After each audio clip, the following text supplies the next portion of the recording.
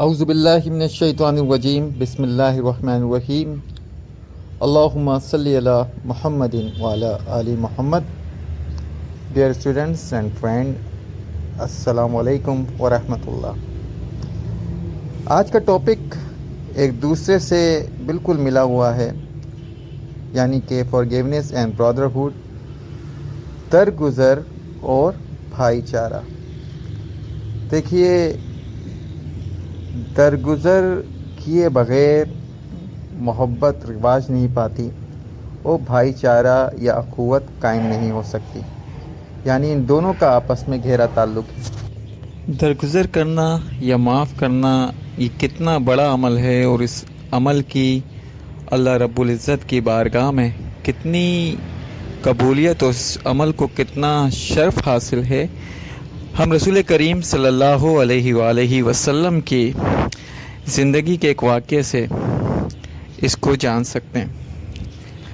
رسول کریم صلی اللہ علیہ وآلہ وسلم ایک مرتبہ مسجد نبوی میں تشریف رکھتے تھے، اور صحابہ کرام بھی آپ کے ساتھ تشریف رکھتے تھے. ایک اعلان کیا رسول کریم صلی اللہ علیہ وآلہ وسلم نے دروازے کی طرف دیکھ کر کہ اگر آپ لوگ ایک جنتی کو دیکھنا چاہتے ہیں تو وہ ابھی اس دروازے سے اندر آنے والا ہے. اب سب لوگوں کی توجہ دروازے کی طرف ہو گئی تو ایک بوڑھے شخص داخل ہوئے اور مجلس میں سلام کیا انہوں نے، اور اپنی عبادت میں مشغول ہو گئے. اب صحابہ کرام، اب دیکھیں ان کے لیے تو دنیا کیا تھی، ایک قید خانہ جیسا تھا نا. وہ تو سب کچھ آخرت کو سمجھتے تھے، تو ان کے دل کی سب سے بڑی خواہش جہنم سے بچنا اور جنت میں رسول کریم صلی اللہ علیہ وآلہ وسلم کا قرب حاصل کرنا تھا. اس واقعے کے بعد ایک مرتبہ پھر کچھ اسی طریقے کا واقعہ ہوا کہ رسول کریم صلی اللہ علیہ وآلہ وسلم نے اعلان فرمایا صحابہ کرام کی مجلس میں کہ جو شخص کسی جنتی کو دیکھنے کی خواہش رکھتا ہے وہ ابھی ابھی اس دروازے سے داخل ہوگا. صحابہ کرام بے اختیار پھر دروازے کی طرف دیکھتے ہیں، اور وہی شخص، وہی صحابی رسول صلی اللہ علیہ وآلہ وسلم مسجد میں داخل ہوتے ہیں. اور جب ایک واقعہ اور ہوا، یہی الفاظ اور یہی انداز رسول کریم صلی اللہ علیہ وآلہ وسلم کا، اور وہی صحابی مسجد میں داخل ہوئے. ایک صحابی رسول صلی اللہ علیہ وآلہ وسلم بڑی کثرت سے عبادت کیا کرتے تھے، بہت کثرت سے عبادت کرتے تھے. رات بھر جاگنا، دن میں روزہ رکھنا، قرآن شریف کی تلاوت کرنا، نوافل پڑھنا. تو وہ تھوڑا سا انہیں شوق پیدا ہوا کہ میں دیکھوں کہ یہ شخص کون سا ایسا عمل کرتا ہے کہ اس کی اتنی تعظیم اللہ پاک نے فرمائی، اللہ کے رسول نے اتنی تعظیم فرمائی کہ اسے جنت کا مستحق قرار دے دیا. اور ہمیں کہا کہ اگر جنتی دیکھنا چاہتے ہو تو اس شخص کو دیکھ لو. تو کوئی نہ کوئی ایسا عمل ضرور ہے. تو وہ دیکھتے رہے ان کو دن بھر. تو اور پھر وہ ان کے پاس گئے کہ رات کا ٹائم، کہ میں آج آپ کا مہمان بننا چاہتا ہوں، مجھے اپنا مہمان بنا دیں. اچھا، عرب میں یہ دستور تھا کہ ایک وہ مہمان کو انکار نہیں کر سکتے تھے، مسلمان ہونے سے پہلے، اسلام کے آنے سے پہلے بھی. دوسرا، اگر ان سے کوئی امان طلب کرتا تھا، بھلے ان کا دشمن کیوں نہ ہو، اگر اس نے امان طلب کر دی تو یہ ان کے مزاج میں نہیں تھا کہ اس کو امان کو نہ دیں اسے. اب جس شخص کی امان میں کوئی شخص آ جاتا تھا تو دستور یہ تھا کہ اگر اس شخص کو نقصان پہنچا تو امان میں لینے والا شخص اس سے انتقام لے گا، اور عام طور پہ ایسا ہوتا بھی نہیں تھا. اچھا، سمجھانے کا مقصد یہ کہ جب انہوں نے مہمان بننے کی خواہش کا اظہار کیا تو وہ تو مسلمان ہو چکے تھے، مسلمان کے لیے تو مہمان رحمت ہیں. انہوں نے بخوشی ان کو اجازت دے دی، اور رات میں ان کے گھر میں تشریف لے گئے، سونے کا معاملات ہوئے. اب یہ تو رات میں قیام کے عادی تھے، لیکن یہ لیٹے رہے کہ میں دیکھتا ہوں کہ یہ شخص عمل کیا کرتا ہے۔ اچھا جی، انہوں نے رات ہو چکی تھی، عشاء سے فارغ ہو چکے تھے، اپنا بستر پہ لیٹے اور سو گئے، اپنے معاملات ادا کر کے، معلوم ہو جو روز کے معاملات تھے۔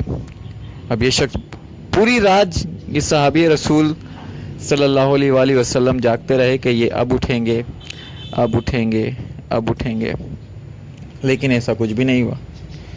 تو یہ بڑے حیران ہوئے کہ انہوں نے تو کوئی ایسا عمل نہیں کیا، تو عام مسلمان کی طرح دن میں نماز پڑھتے ہیں، اپنے روز کے اعمال جو ہوتے ہیں وہ سر انجام دیتے ہیں، اور رات میں تو لیٹ کے سو گئے۔ ان کے ذہن میں خیال آیا، ہو سکتا ہے آج ان کی طبیعت ناساز ہو یا کوئی اور معاملہ ہو، چلے آج پھر دیکھتے ہیں۔ دوسری رات بھی یہی معمول ہوا کہ وہ صحابی رسول صلی اللہ علیہ وآلہ وسلم، جن کو جنت کی بشارت دے دی گئی تھی دنیا میں، جن کے لیے کہا جاتا تھا کہ جنتی کو دیکھنا ہے تو انہیں دیکھ لیں، وہ اپنے بستر پہ لیٹے دراز ہوئے اور سو گئے۔ انہوں نے، اب یہ جو صحابی تھے جو بہت زیادہ عبادت گزار تھے، اب یہ اور حیران ہوئے کہ یار یہ دوسرا دن ہو گیا ہے، کہا چلو آج اور دیکھ لیتا ہوں۔ اب جب تیسرے دن ہوئے تو وہی معاملہ دن بھر گزرنے کے بعد رات میں دیکھا، وہ اپنا لیٹے جی، عشاء کے بعد معاملات سے فراغت حاصل کر اور جی سو گئے۔ صبح ہوئی، یہ بڑے پریشان ہوئے، لیکن رسول اللہ صلی اللہ علیہ وآلہ وسلم کا قول، آپ کا فرمان، ایمان کی حالت یہ ہے کہ اس بارے میں سوچا بھی نہیں جا سکتا کہ رسول اللہ صلی اللہ علیہ وآلہ وسلم نعوذ باللہ میرے منہ میں خاک، کوئی غلط بات کہیں گے، آپ کوئی ایسی بات کہہ سکتے ہیں جو حق نہ ہو۔ اب یہ تھوڑا سا ان کے چہرے پر مایوسی آ گئی کہ میں کیا کروں، تو پھر انہوں نے کہا کہ میں انہی سے پوچھ لیتا ہوں۔ اب وہ صحابی، ہمارے عبادت گاہ صحابی، اس جنتی صحابی کے پوچھتے ہیں کہ انہیں واقعے کا اظہار کرتے ہیں۔ وہ بولتے ہیں کہ میں نے تو کوئی ایسا عمل ابھی تک نہیں دیکھا جو عام مسلمان نہ کرتا ہو، لیکن آپ کو جنت کی بشارت دی رسول کریم صلی اللہ علیہ وآلہ وسلم نے، آپ کے لیے ایک مرتبہ نہیں 3 مرتبہ یہ الفاظ استعمال کیے گئے۔ پورا واقعہ ان کو سنایا۔ پھر وہ صحابی نے کہا، میرے بھتیجے، یہ تو بات سچ ہے کہ میں کوئی بہت زیادہ عبادت گزار نہیں، میں کوئی بہت زیادہ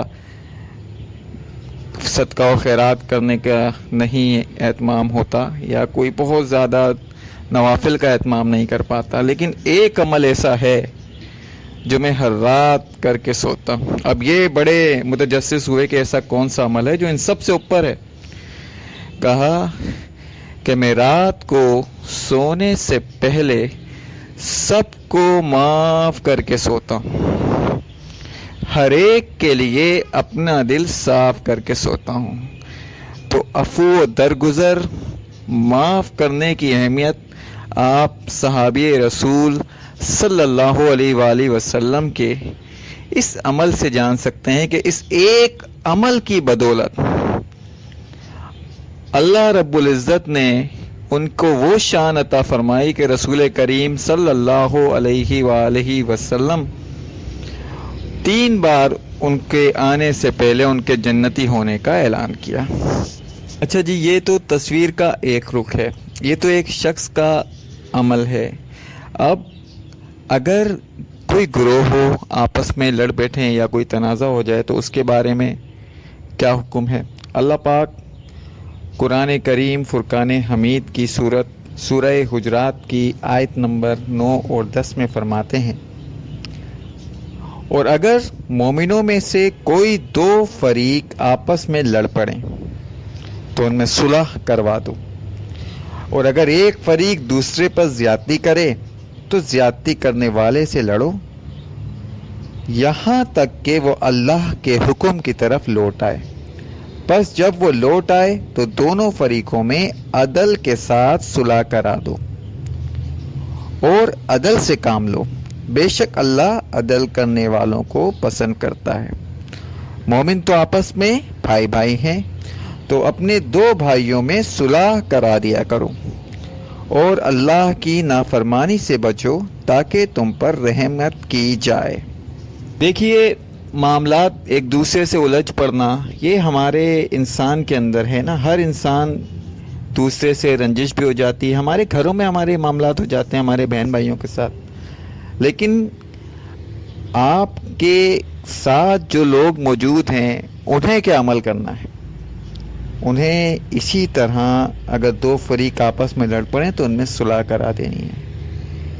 یہی بھائی چارے کو فروغ دینے کا اصل طریقہ ہے جو رسول کریم صلی اللہ علیہ وآلہ وسلم کی تعلیمات اور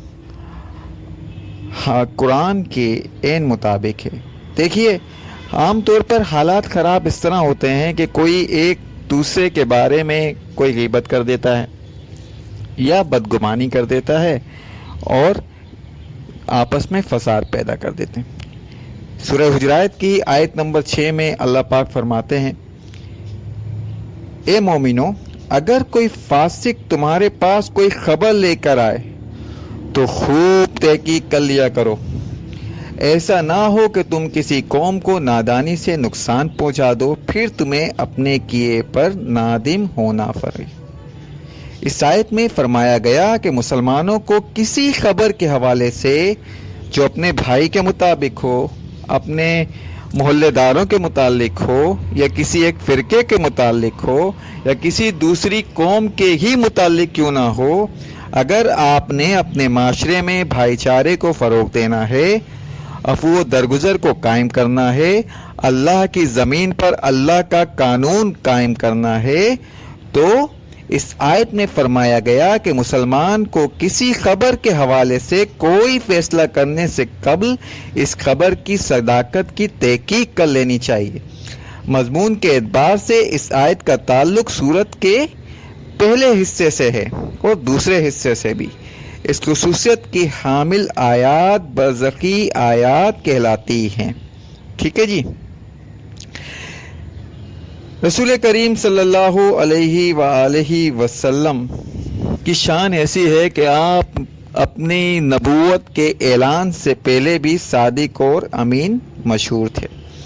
آپ کے قول میں، آپ کے عمل میں، آپ کے فعل میں کوئی تضاد نہیں تھا، لیکن کیونکہ اسلامی ریاست کے دستور میں نبی کریم صلی اللہ علیہ وآلہ وسلم کے فرامین کو ایک بنیاد کی حیثیت حاصل ہے، ایسا ممکن ہے کہ کوئی نبی کریم صلی اللہ علیہ وآلہ وسلم سے جھوٹی حدیث منسوب کر کے اسلامی ریاست کے دستور میں کجی پیدا کرنے کی کوشش کرے۔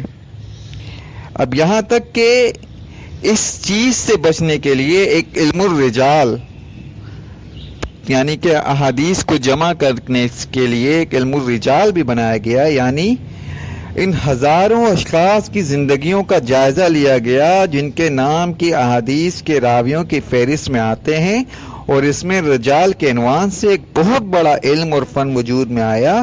سند و مضمون کے اعتبار سے احادیث کی جانچ پڑتال کی گئی۔ کس لیے کی گئی؟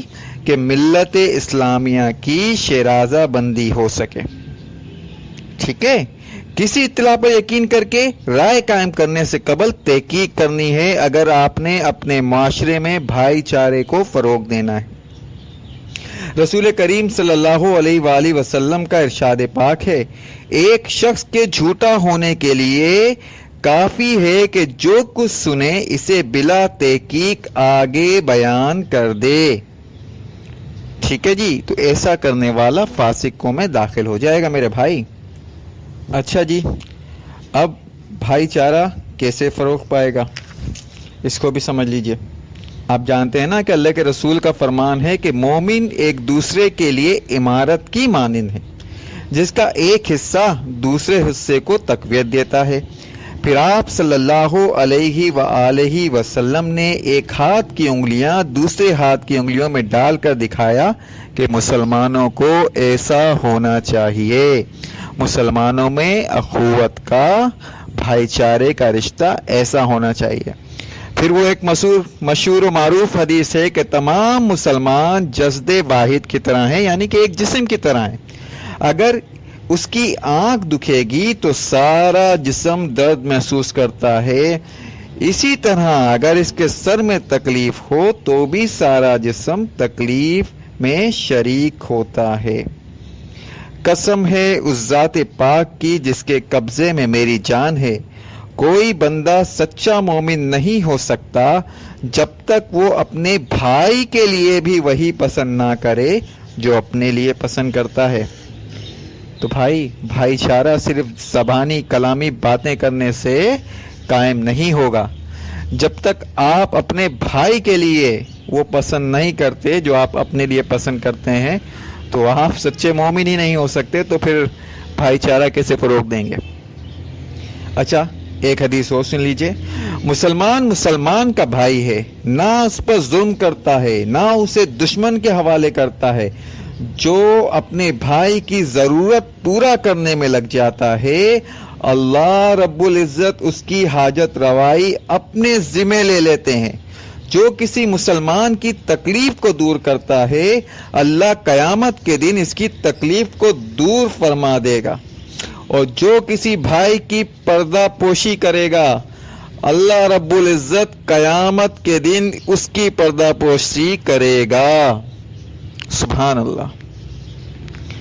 میرے بھائی، آپس میں حسد نہ کرو، ایک دوسرے کو نقصان پہنچانے کے لیے بولی نہ بڑھاؤ، ایک دوسرے سے بغض نہ رکھو، ایک دوسرے سے بے رخی نہ اختیار کرو، تم میں سے ایک بھائی دوسرے بھائی کے سودے پر سودا نہ کرے۔ اے اللہ کے بندوں، سب بھائی بن جاؤ۔ مسلمان کا بھائی ہے، نہ اس پر ظلم کرتا ہے، نہ اسے مصیبت میں چھوڑتا ہے، نہ اس سے جھوٹ بولتا ہے، نہ اس کی توہین کرتا ہے۔ پھر رسول کریم صلی اللہ علیہ وآلہ وسلم نے اپنے سینہ اطہر کی طرف 3 بار اشارہ کر کے فرمایا تقوی یہاں ہوتا ہے، یعنی کہ دل میں کسی شخص کے برا ہونے کے لیے یہ کافی ہے کہ وہ اپنے مسلمان بھائی کو حقیر سمجھے۔ ہر مسلمان کے لیے دوسرے مسلمان کا خون، مال اور عزت محترم ہے۔ یاد رکھیے، اللہ کے رسول صلی اللہ علیہ وآلہ وسلم کا فرمان ہے، ہر مسلمان کے دوسرے مسلمان پر 5 حقوق ہیں۔ نمبر 1، سلام کا جواب دینا۔ نمبر 2، بیمار کی عیادت کرنا۔ نمبر 3، جنازے کے ساتھ جانا۔ نمبر 4، اس کی دعوت کو قبول کرنا۔ نمبر 5، چھینک آنے پر یرحمک اللہ کہنا، یعنی اس کے لیے دعائے رحمت کرنا۔ اگر آپ واقعی میں بھائی چارہ پیدا کرنا چاہتے ہیں تو سورہ حجرات کی آیت نمبر 11 اور 12 کو تھوڑا سا مطالعہ کیجیے۔ اللہ رب العزت فرماتے ہیں، یا ایھا الذین آمنو، اے لوگوں جو ایمان لائے، لا یسخر قوم من قوم، مرد مذاق نہ اڑائے مردوں کا، عسیٰ ان یکونوا خیرا منہم، ممکن ہے کہ ان مذاق اڑانے والوں سے بہتر ہوں، ولا نساء من نساء، اور نہ عورتیں مذاق اڑائیں عورتوں کا، عسیٰ ان یکن خیر منہن، ممکن ہے کہ وہ ان مذاق اڑانے والیوں سے بہتر ہو، ولا تلمزوا انفسکم، اور اپنے مسلمان بھائی کو تانا نہ دو، ولا تنابزوا بالالقاب، اور نہ ایک دوسرے کا برا نام رکھو، بئس الاسم الفسوق بعد الایمان، ایمان لانے کے بعد برا نام رکھنا برا عمل ہے، ومن لم یتب، اور جو توبہ نہ کریں، فاولئک هم الظالمون، بس وہی تو ظالم ہیں۔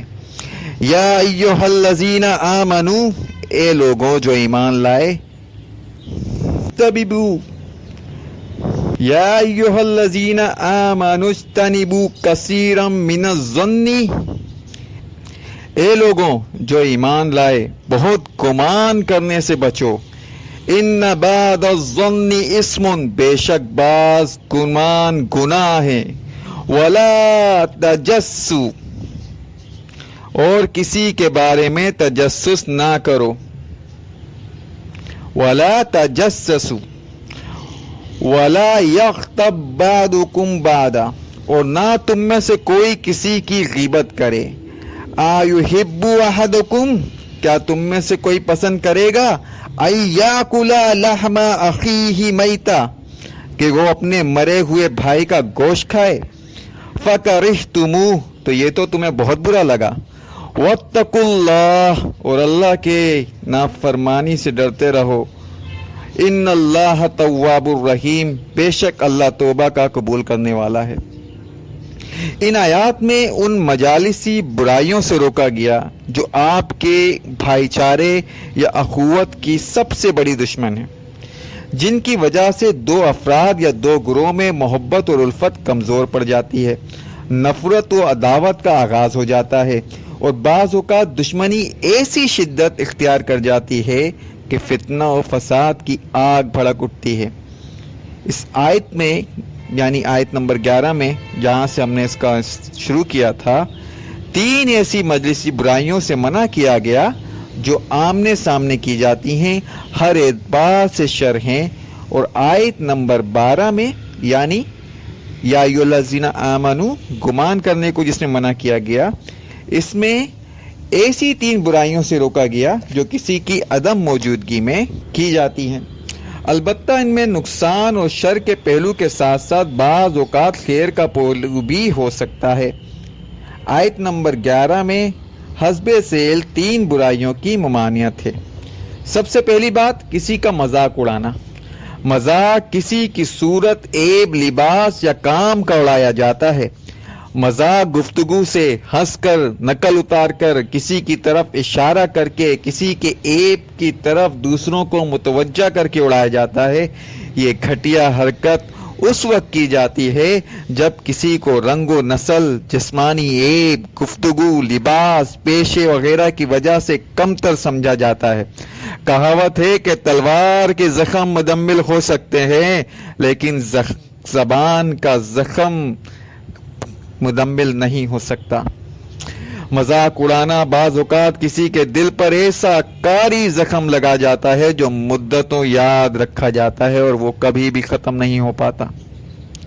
مذاق اڑانے والا کسی کے ظاہر کو دیکھ کر ایسا کرتا ہے، جبکہ اللہ رب العزت کی نگاہ انسان کے باطن پر ہوتی ہے۔ رسول کریم صلی اللہ علیہ وآلہ وسلم کا وہ فرمان یاد کیجئے، بے شک اللہ نہ تمہاری صورتیں دیکھتا ہے، نہ مال دیکھتا ہے، البتہ وہ تمہارے دل دیکھتا ہے اور تمہارے اعمال دیکھتا ہے۔ ممکن ہے جس شخص کا مذاق اڑایا جا رہا ہے وہ اپنی کسی نیک عمل کی وجہ سے اللہ کو مذاق اڑانے والے سے زیادہ محبوب ہو۔ عام طور پر قرآن حکیم میں مخاطب مرد ہوتے ہیں، لیکن دیے جانے والے احکامات کا اطلاق خواتین پر بھی ہوتا ہے۔ لیکن ان آیات میں یعنی سورہ حجرات کی آیت نمبر 11 اور 12 میں خواتین کو علیحدہ سے مذاق اڑانے سے روکا گیا، کیونکہ یہ برائی معذرت کے ساتھ خواتین میں کثرت سے پائی جاتی ہے۔ خواتین کا دائرہ کار گھر تک محدود ہوتا ہے اور اس چھوٹی سی دنیا میں سطحی باتوں پر توجہ زیادہ ہوتی ہے، لہٰذا ان باتوں پر تنقید کا معاملہ بھی بڑھ جاتا ہے۔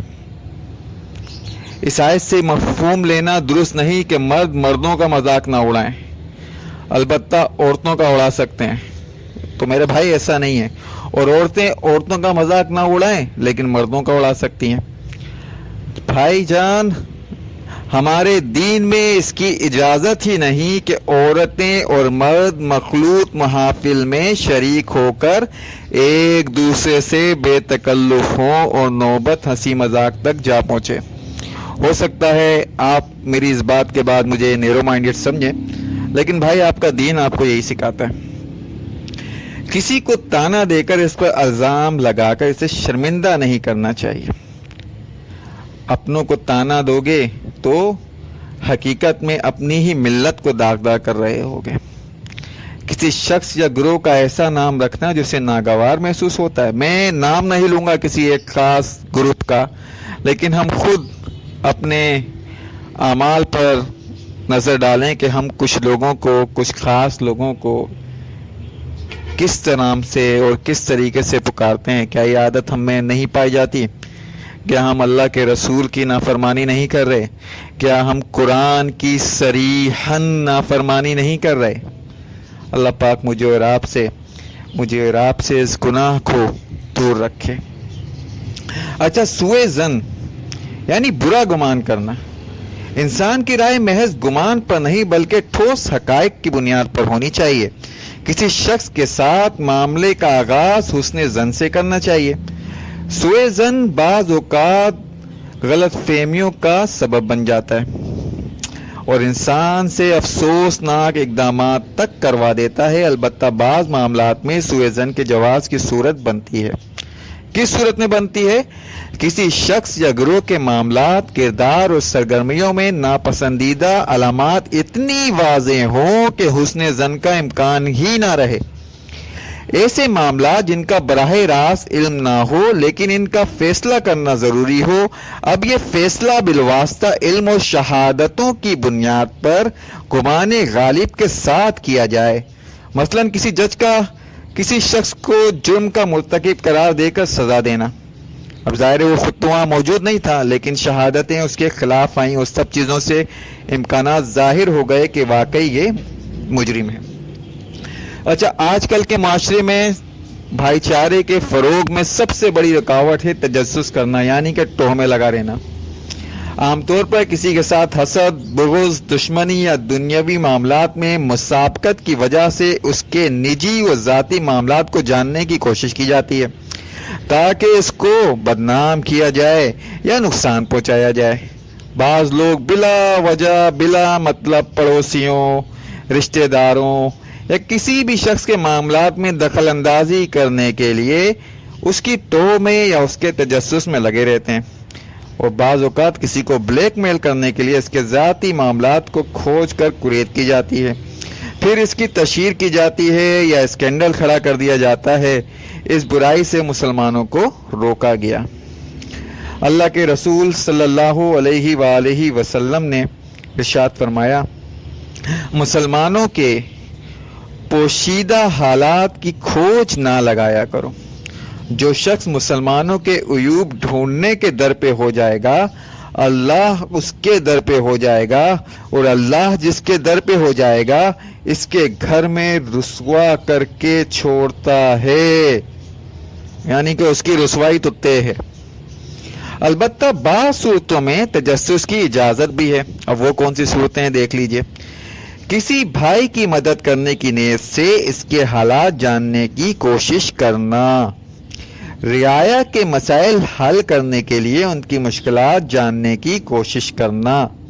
کسی شخص کے متعلق شبہ ہو جائے کہ اس کی سرگرمیاں دوسروں کی جان و مال، عزت و آبری کے لیے یا ملک کی سالمیت و سلامتی کے لیے خطرہ ہیں تو اس کے متعلق کھوج کریت کرنا اور اس سرگرمیوں میں اطلاع حکومت کو دے دینا، یعنی کہ سرکار کو دے دینا.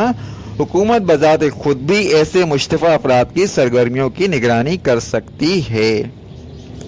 اچھا جی، اور کون سی برائی ہے جو ہمارے بھائی چارے کو خراب کرتی ہے؟ غیبت کرنا، یعنی کسی کی غیر موجودگی میں اس کی برائی کرنا. اگر یہ برائی فی الواقع اس شخص میں موجود ہے تو اس کا بیان کرنا غیبت ہے، ورنہ بہتان ہو جائے گا. اور اس کا تمثیل کس طرح بیان کی گئی؟ جیسے ایک مردہ بھائی کا گوشت نوچ نوچ کر کھانا جو اپنے دفاع پر قادر نہیں ہے. ظاہر وہاں موجود ہی نہیں ہے، اس لیے اس فعل سے آپ تمثیل کی گئی. لیکن غیبت کی بعض جائز شکلیں بھی موجود ہیں. ظالم کے خلاف مظلوم کی شکایت کرنا یا رپورٹ درج کرانا، یعنی کہ کوئی ظالم ہے، اس کی کوئی مظلوم جا کے شکایت کرتا ہے تو یہ جائز ہے، رپورٹ کرتا ہے.